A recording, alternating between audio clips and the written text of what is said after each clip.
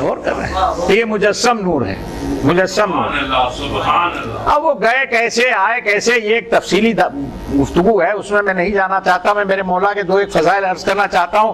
اس میں سے پہلی بات کہ صاحب ہمارے اوپر ایک الزام یہ بھی ہے کہ صاحب یہ علی کے لیے بڑا عجیب و غریب باتیں کرتے ہیں، اور اس میں یعنی یہ کتابوں میں موجود ہے کہ یہ علی کے ماننے والے یہ کہتے ہیں کہ حضور جب معراج سے واپس آئے تو جناب امیر سے ملاقات کی، تو جناب امیر نے کہا کہ سرکار آپ بتلائیں گے یا میں بتلاؤں کیا ہوا معراج میں، کیا ہوا، یہ آپ بتلائیں گے یا میں بتلاؤں؟ یہ کیسے ہو سکتا ہے بھائی؟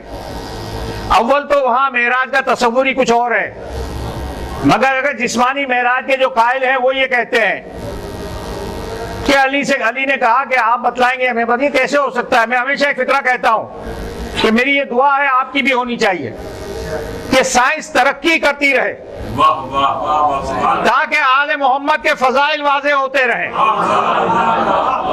غور کر رہے ہیں؟ اب میں ایک مثال آپ کے سامنے عرض کرتا ہوں۔ مثلا ناسا کے سائنسدانوں نے ایک خلائی مشن بھیجا، میں اپنے گھر میں بیٹھ کر ٹی وی پر وہ سارے مناظر دیکھ رہا تھا کہ وہ راکٹ کیسے چلا، فضا میں کیسے گیا، اس میں جو افراد تھے ان کی کیا حالت ہوئی، بے وزنی کیفیت میں کیسے رہے، اس کے بعد مثلا وہ چاند پہ اتر گئے، میں بیٹھا ہوا دیکھ رہا ہوں، اپنے گھر میں بیٹھا ہوا دیکھ رہا ہوں۔ آپ غور فرما رہے ہیں؟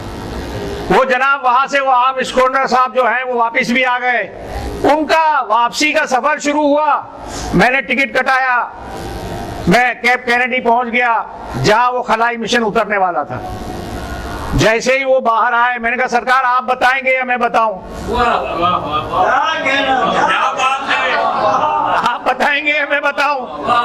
تو ان کا صاحب یہ تو بات اس لیے ہے کہ اس دنیا نے ترقی کی ہے، یہ ٹیلی ویژن کی مہربانی ہے کہ آپ یہ فکرہ کہہ رہے ہیں۔ ہم نے کہا ہم صحیح کہتے ہیں، یہ ہم محتاج ہیں مادی آلات کے، اور وہ تو عین اللہ تھا جو کہہ رہا تھا کہ آپ بتائیں گے یا میں بتاؤں۔ درود پڑھ محمد